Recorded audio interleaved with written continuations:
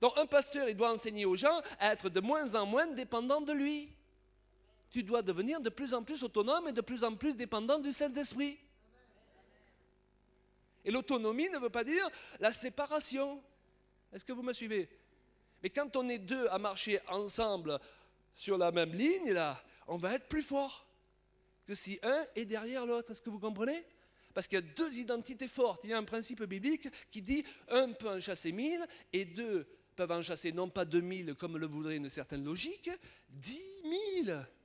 Mais ce principe, il ne marche que dans l'unité de Dieu, pas si un est derrière l'autre. Ça ne marche pas comme ça.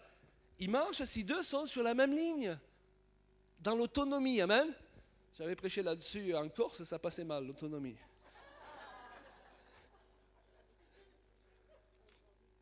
Et nous avons une merveilleuse promesse dans les psaumes où il nous est dit « Il est doux et agréable pour des frères de demeurer ensemble ».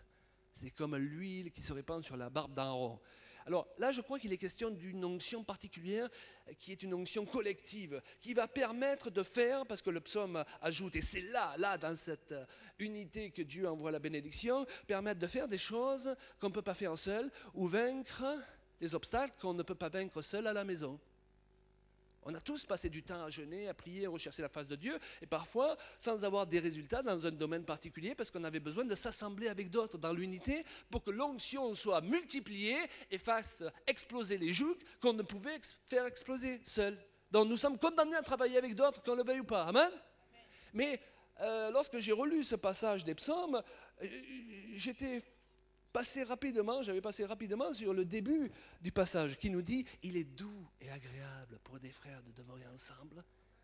Et c'est en conséquence qu'il y a une onction particulière, plus grande. Et c'est en conséquence que Dieu envoie là une bénédiction fantastique, dont nous avons la responsabilité dans l'Église déjà, de créer une ambiance dans laquelle il est doux et agréable de demeurer ensemble si nous voulons voir la puissance de Dieu être manifestée. Est-ce que vous me suivez ? Et dans le couple, pour que ça marche, il faut à tout prix créer une ambiance dans laquelle il est doux et agréable de se trouver ensemble. C'est le boulot. Hein? Alors, si ta femme a sans arrêt droit à des reproches toute la journée, ce n'est pas une ambiance douce et agréable. Et après, tu vas à l'église, tu pries, tu dis « Dieu ne m'exauce pas ». Ok? Et si toi, ta femme est toujours en train de dire... Donne-moi ça. Voilà, si elle est en train de vous dire... Je ne veux pas que tu le mets là, je veux que tu le mets là. Voilà, et chaque fois, tu le mets là.